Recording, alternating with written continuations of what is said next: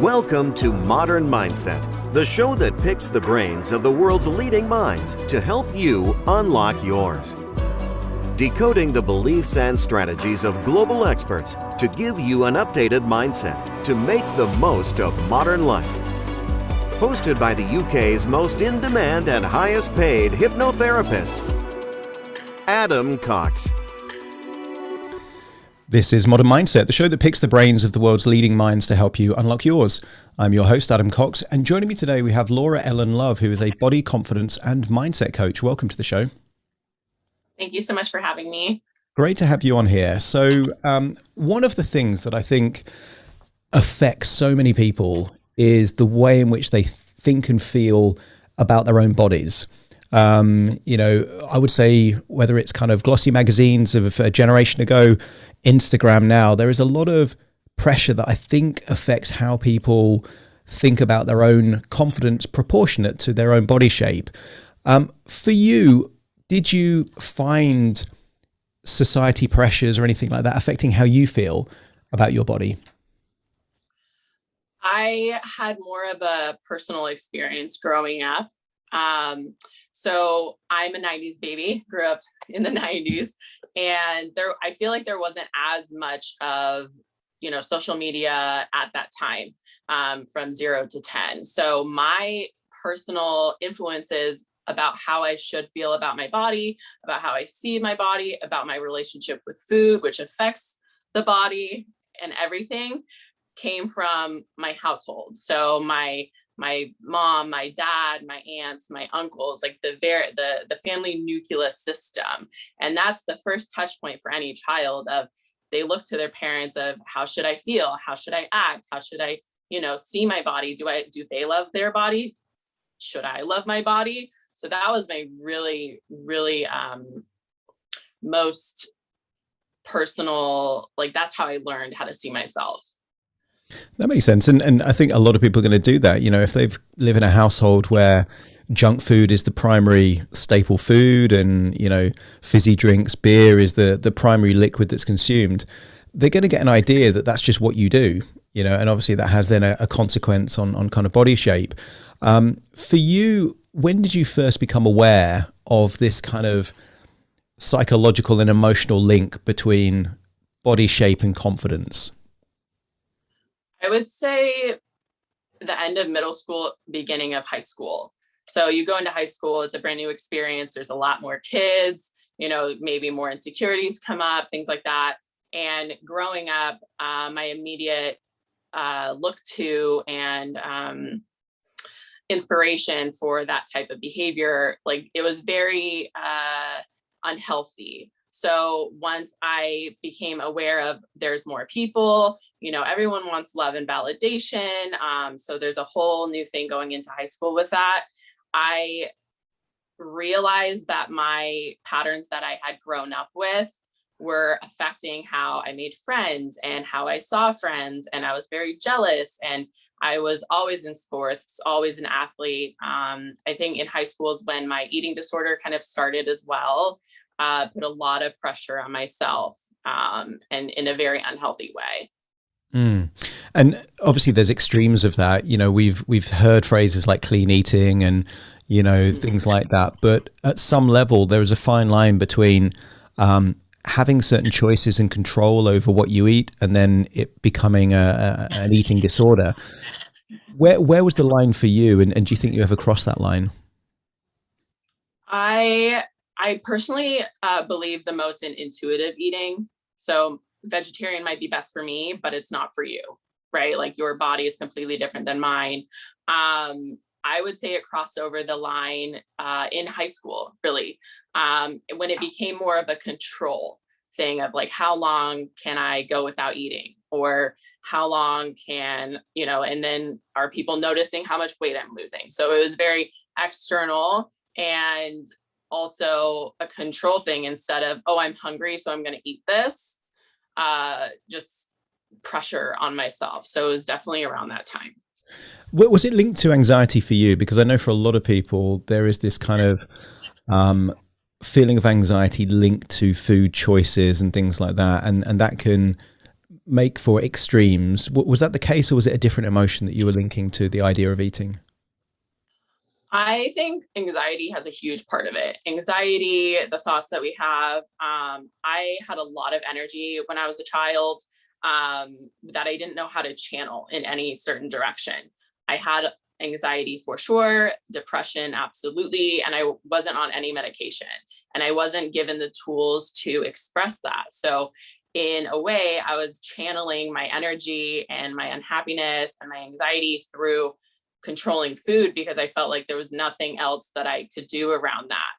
I mean, anxiety is just energy, right? Every emotion that we have is just energy in motion. So what we choose to do with that is really up to us, whether we getting anxious and choose to eat the chips, or we get anxious and we choose to go on a run. Like that is 100% our choice. And it really, I see the people who choose the chips have that background of maybe their parents had that, those patterns, or their aunts and uncles, or they see their friends. And so that's just what they know how to do. Instead of having the opposite as the example. I think our parents and our like family system have the most direct effect on us. And then society, social media, everything like that is secondary. Yeah, totally. They're going to have the most influence because they're the ones that are kind of shaping those values by positive reinforcement, and what they buy at the store as well, what the food in the fridge and that kind of stuff. For you, it seems now that you've got a lot of confidence, and for a lot of people that's a very aspirational kind of thing to get. Do you feel that by being able to control your body shape that gave you the confidence, or do you think by developing that inner self-confidence that gave you the ability to make great choices? Was it the chicken or was it the egg? It's a great question. So I think a lot of people say like look good, feel good. But for me, I think it's the opposite. So when I feel good, then I look good. Like if I'm tired and exhausted, I'm probably not going to look my best, like if I'm taking care of myself, then yeah, I'm going to have that like inner light and energy, and want to go to the gym and things like that. But it's beyond just motivation and wanting to go to the gym. It's falling in love with the process and having that dedication and direction in life. A huge part of me feeling good on the inside, therefore looking better on the outside, was getting the chemicals in my brain correctly. I've taken anxiety medication and depression medication, and it's completely changed who I am as a person. And so I highly recommend it if, that is the path of someone. So when my brain is firing correctly, when I'm eating better food, and it alleviates a lot of anxiety in my life when I meal prep, when I know when I'm working out, because all I have to do is execute. I don't need to think about it. You plan for it, you just do it. And it actually frees up a lot of time and thought. And then you can flow into life more. So definitely feeling good first, getting my brain wired correctly, then goes on the external, and you see what you see on social media and talking to me here and just me in real life. Mm.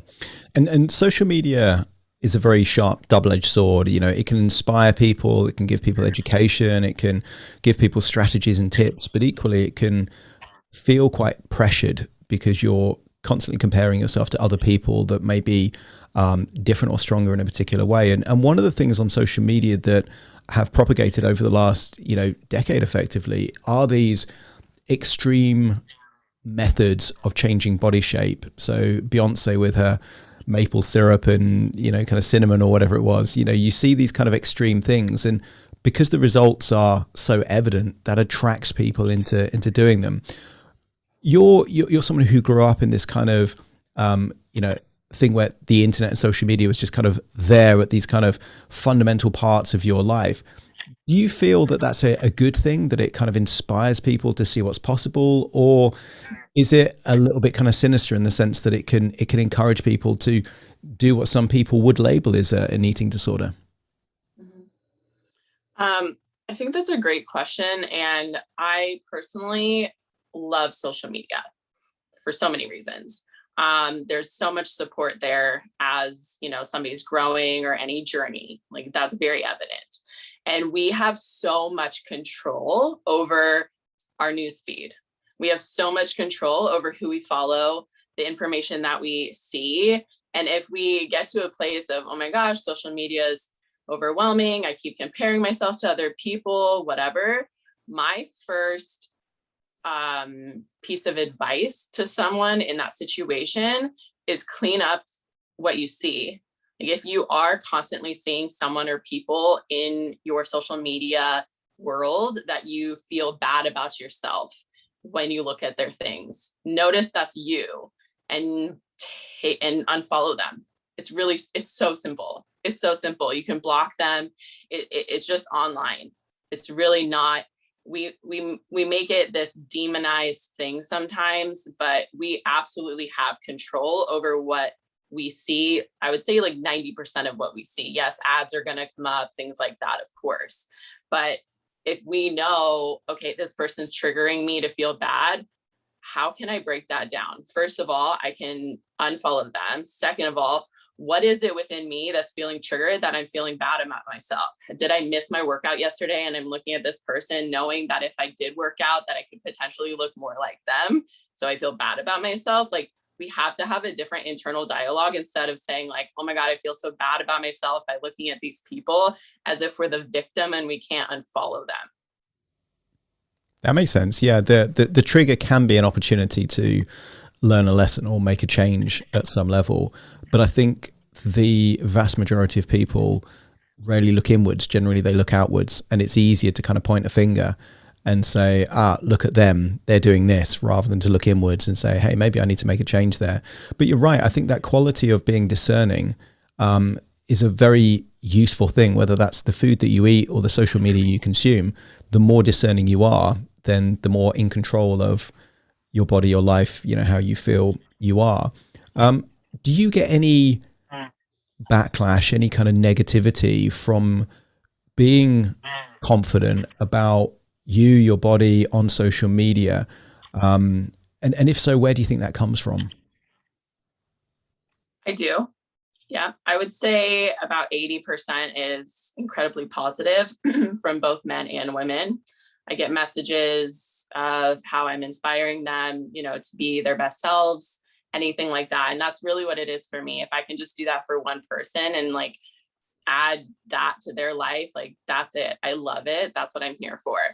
The 20% negativity that I have, I'm very quick to block that, especially if it's a random person on the internet. I have no bad feelings about receiving a very off message and like saying like thanks and then or like best of luck and then just deleting them.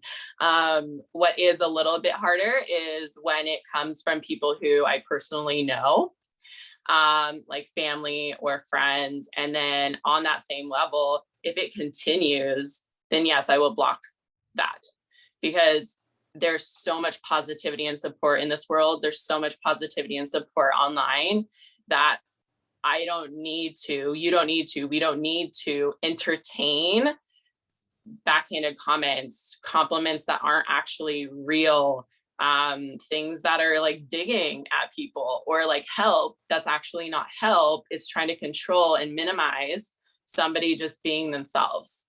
And I'm very aware of when those comments come across, and I just don't have any tolerance for it at this point in my life. So it's about you effectively having boundaries as to, what's okay, what isn't okay. I don't know if you have the same phrase in the States, but in England, we call it the tall poppy syndrome. So if someone seems to be doing well, seems to be kind of making progress or escaping the place where they're from, there is this kind of almost cultural tendency to kind of say things like, who do you think you are? Or kind of cut them down to a size where, they're not making progress. Is that the same kind of thing in the States, or is that very much a British thing? I've heard that phrase before. I think maybe it's more extreme in other places, but I have experienced that. And not so much, who do you think you are, but, oh, that's not for me, or I'm concerned about how you're portraying yourself online, or I'm worried about you, or whatever else the other comment is. I'm like, okay, well, your concern is not my concern, or something like that, because it is, I know in my heart, like, this is the most expressive version of myself at this point in my life. And that's really what matters. And I know that that triggers other people, whether they openly say something to me or they don't, and they're just watching me. I know that it does. So knowing that doesn't necessarily stop me from expressing myself, because I've lived years and years and years allowing other people's worry and concern and whatever, just because I'm expressing myself a different way than they would be okay with, to stop me from doing what I love. And I'm like, experiencing the opposite. I'm going to be over here 100% the rest of my life. Mm. Yeah, that makes sense, because at some level, these people that are expressing concern, they're doing it from the perspective of their values and their priorities. And if they put themselves in your situation, they may make different choices, but they're not in your situation. You know, it's your life, and they've got their lives, in the same way that you probably wouldn't make the same choices that they make, because you have different values, different goals, different objectives. What would you say if you were giving tips or advice to someone that is being attacked for being an authentic, kind of genuine version of themselves, and they're being criticized, or not necessarily just criticized, but the kind of criticism you're talking about, this kind of under the guise of, oh, I'm just trying to help you out here, but actually it's kind of a criticism? That's something that I've actually been thinking about recently, because since doing 75-day hard, I'm on day 49 and I'm sharing almost every day about my journey. It has ramped up these comments. Absolutely. And I've gotten some great advice from other people. What I would say is, so how I said energy or emotions is just energy in motion. Like, their emotion, their comments, whether it's positive, negative, constructive, hurtful, whatever, like, knowing that whatever somebody else says to us is a reflection of what's going on for them. Flat out. Rule 101. Somebody can come up to me and call me like a horrible name, and I just know that that's their thing. You know, like, that is the first thing. And that helps with discernment as well. And then to honestly say thank you. And when I say thank you to people who are rude to me or say these comments, like, somebody else might not understand, Laura, why are you saying thank you? They were so rude. It's like, no, like, I get to choose whether I am using that to stifle who I am, or I'm using that energy that was given to me to PR my next workout. Like, I get to choose that. I am very aware if I go into doubting myself, or like, oh my gosh, what if they're right? One criticism in particular was a few weeks ago of this woman who's followed me for a while. And I've noticed her comments, you know, throughout the years. And then just recently, it's just been too much. And she was criticizing me for the way I was posing. She's like, this just isn't for me, girl, you're not doing it correctly. And I'm just like, okay, thank you. And then I blocked her, because I know what I'm doing and how I'm expressing myself. Like, I love it. And you can tell me all day that you don't love it, and I'm just going to say, okay, thank you. Like, I respect your opinion, and that opinion is just not for me. And I'm not going to stop what I'm doing because of it. So to know that other people's comments are a reflection of them, not of you, to know that if you are stepping into your power and your light and who you are supposed to be here on this earth, know that you're going to trigger other people, and that just means you're doing it right. Yeah, I think it's good advice. It's about knowing who you are first and foremost, and being having some kind of mechanism. For you, that mechanism, it seems like it's to acknowledge that they're entitled to their opinion, but that you don't have to agree to it, and you don't have to keep the door open to further comments that you fundamentally disagree with. And I think that seems like a very effective way of doing it. In terms of, let's say, broader top tips, you've acquired a certain level of confidence. what would be your tips for someone that maybe is lacking confidence, particularly about how they look or their body shape? You know, you hear stories of people, you know, covering themselves up and, you know, kind of feeling emotions like shame or embarrassment or things like that. What would be your tips so that people can get a bit more of what you've got? Yeah, so I've definitely covered myself up in the past, like during summer, which is my favorite season. Like I know that feeling.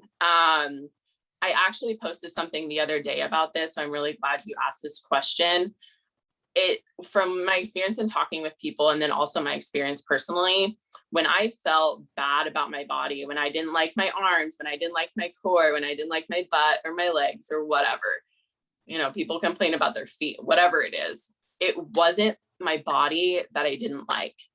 It wasn't my body that I had shame about. It wasn't my body that I had guilt about. Like we talked about, it's easier for people pointing fingers at other people on social media instead of taking accountability and responsibility. It's so much easier, and you see this all day, that people blame their arms of why they can't love themselves, their legs of why they can't love themselves. But what they're really expressing and not looking at majority of the time is it's not their body. They don't love their lack of the commitment. They don't love that they don't go to the gym. They don't love that they are not putting in the effort needed to make those changes. Can you change the shape of your butt all day? Like there's so much more energy put into hating and feeling not confident about the body instead of looking at really what's the solution to that problem. And the solution to that problem is putting in the work, and people don't want to put in the work. So they know on a soul, body, mind level that they're not fulfilling their potential. And that's really what the shame and guilt's about. That's really insightful, because I think a lot of people are in that element. It's easier to kind of look outwards than look inwards and think, okay, yeah, it's their own lack of discipline or lack of determination that actually is the annoying thing, rather than, you know, what they're just seeing in the mirror. But at the same time, there is going to be certain elements that change with age, or there's going to have some kind of genetic predisposition. To what extent do you feel like self-acceptance is also a crucial ingredient to confidence as much as control and changes?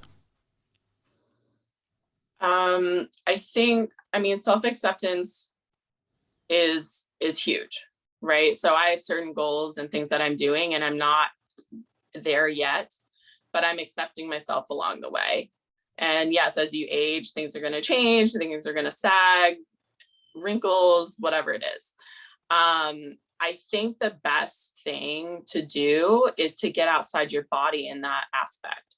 So like to give back to the community, or fall in love with a different hobby or something else that you feel fulfilled on like a deeper level. So you're not so focused on how you look.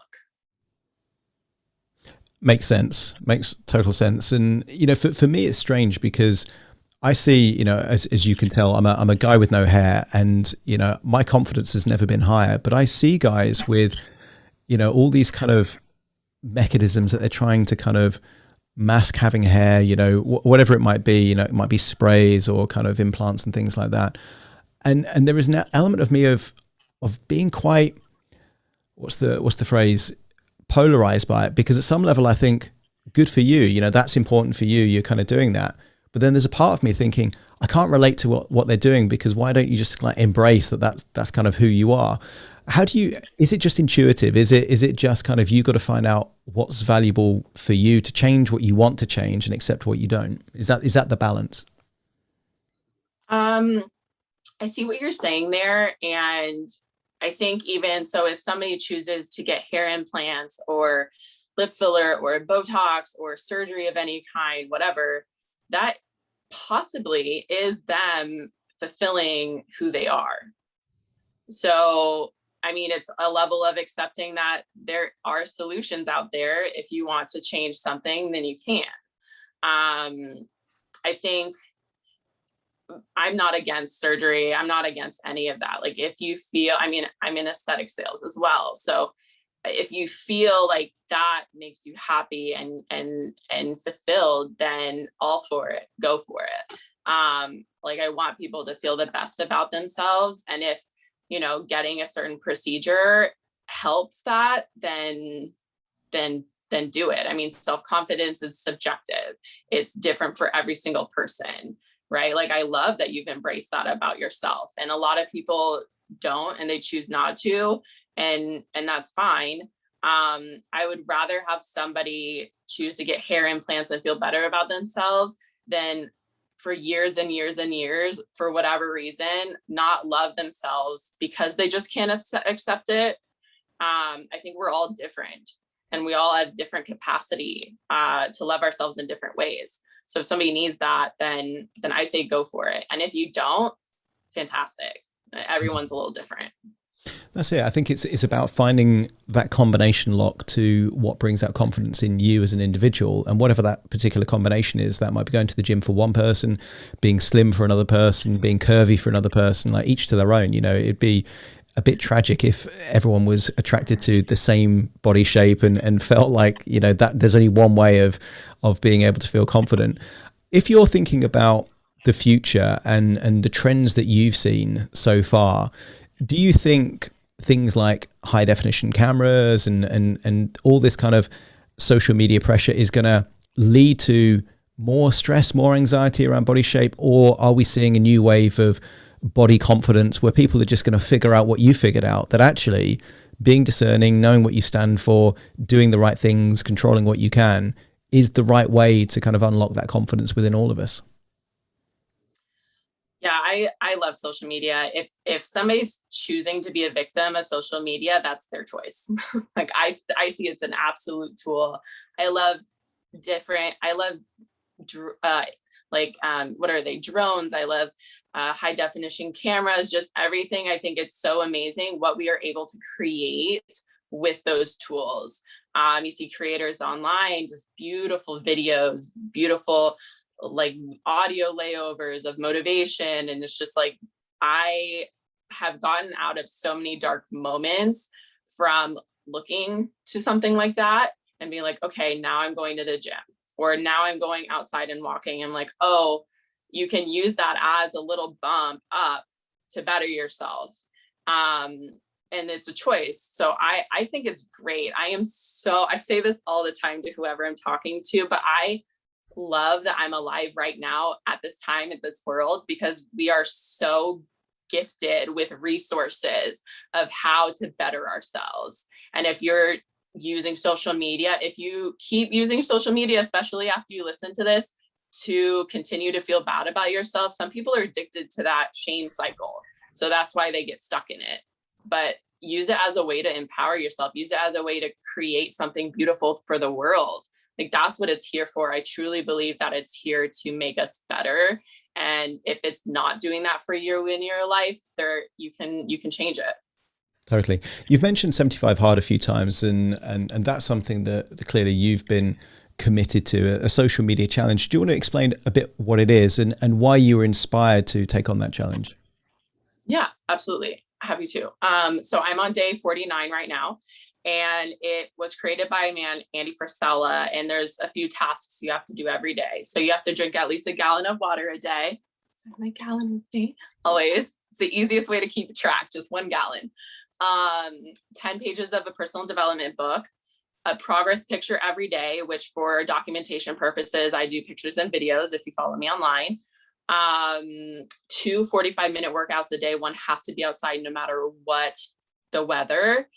You have to choose a diet and stick to it, and no days off for 75 days. You have to do all the tasks, and no cheat meals, no one bite of cake, nothing like that. And if you miss any of the tasks, then you have to start over to day 1. So it's kind of a, big deal. I chose to do it. It's been around for a few years. And I kept seeing it online. And I was getting to the point where I had started, getting back into my exercise habits and things like that. I was feeling a lot better. And I just knew that I needed structure that was a little bit beyond my comfort zone, and something that I could choose to do to stretch myself. So I started warming up. I was like, okay, I think I'm aiming for this. Right. So about 2 weeks prior, I started doing some double days. I started working it into my schedule, made sure my eating was all correct. And I'm pescatarian. I love fish. Everything else is clean. And just getting it into my system. So a lot of people are like, you choose one, I'm going to do it, and you do it the next day. And that's great. I know personally, like, I like to kind of roll into things and envision it and really feel into it. So I took 2 weeks to warm up. And it was exactly what I needed. And I read the 75-day hard book, which is great. If you're thinking about it, read the book first. It just explains everything. And there's so much mental clarity that comes from it. Oh, and no drinking also. No alcohol. And it's just, it's good. Like, I know in the past I've thrived in structure, and I was working out once a day, and it just wasn't the challenge that I needed. I just knew I needed something more. And it's only 2.5 months. It's only 2.5 months. It goes by so quickly. So I'm very happy to do it. And my goal was to finish it the first time around. And so far I'm on track. Nice. What are the physical and emotional changes that you've seen in yourself in these kind of 50 days so far? So I haven't lost a pound. Weight loss was not my goal. I didn't start out overweight at all. My first video on TikTok, day one, has almost 500,000 views, which is amazing. It was to just see how my body changed. It was to challenge myself every workout and just to see. There wasn't a goal of a certain percentage of fat loss to lose or anything like that. It was to finish on round one, which a lot of people don't do. And just to see how my body changes and how my life changes and how my mindset changes in that process. The clarity that's come from it has been huge. It's helped me manage the inflow of DMs and comments and things like that, because I feel more confident. I respect myself and trust myself more 49 days later than I did on day one. Because it's kind of an internal check system, right? Nobody else is going to know if you missed a task or anything like that, and you could keep going, or you can follow it and go back to day one. Like, it's really up to you. So you gain an immense amount of trust within yourself, and your tolerance, and for me, my tolerance for bullshit lowered, because for me and other people, you get rid of your excuses. You see those excuses, something happens and usually you go get a drink, but now something happens, you're going to go on a run. Like, it's a completely different choice, and you become this other person. And for me, 49 days later, I'm becoming closer to the person that I envisioned my highest self as than I was just 49 days ago. Excellent. So, I mean, for you, it's a stepping stone towards self-actualization. You're becoming more of the version of you. And given that a definition of self-esteem is comparing your current self to your ideal self, have you noticed an impact on your own confidence and self-esteem? Oh, absolutely.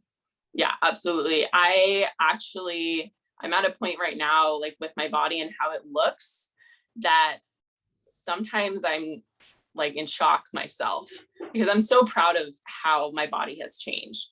I mentioned I haven't lost a pound, but my body composition has changed. Like, it's so different right now than it was 49 days ago. And I'm really proud of that. I'm really happy about that. And I know I have a lot further to go. So it has absolutely increased my self-confidence. I'm more confident wearing less clothing, and just feeling happy and not worried about anyone judging me, because it's my happy place. And like, that's what I love. And that's what I love sharing. And I have goals beyond the 75 days that this challenge is helping me work towards. I think that's fantastic. And I think what a lot of people don't really understand about confidence, to the outsider, confidence can look like arrogance or cockiness, but actually it's a suit of armor. It protects who you really are, and means that you can carry on your journey no matter what happens. And if people have got very low confidence, one comment can destroy their day. If you've got that suit of armor on, you're kind of invincible. You can just kind of keep doing what you're doing, and you're kind of protected. And I don't think people see confidence in that way. If someone's listening right now and they want to learn more about you or kind of take inspiration from you, where's the best place that they can learn more about you or connect with you? I would find me on Instagram. You can find me on Laura Ellen Love. Just search Laura Ellen Love. Send me a message. Say that you heard us on this podcast. I would love to connect with you. And then I have a few other social medias from there, but that's my main one. I would love to have you on there. I'm able to share the most on there. There's less restriction on there. TikTok is very restrictive. So you'll see, more of my journey on there as well. Fantastic.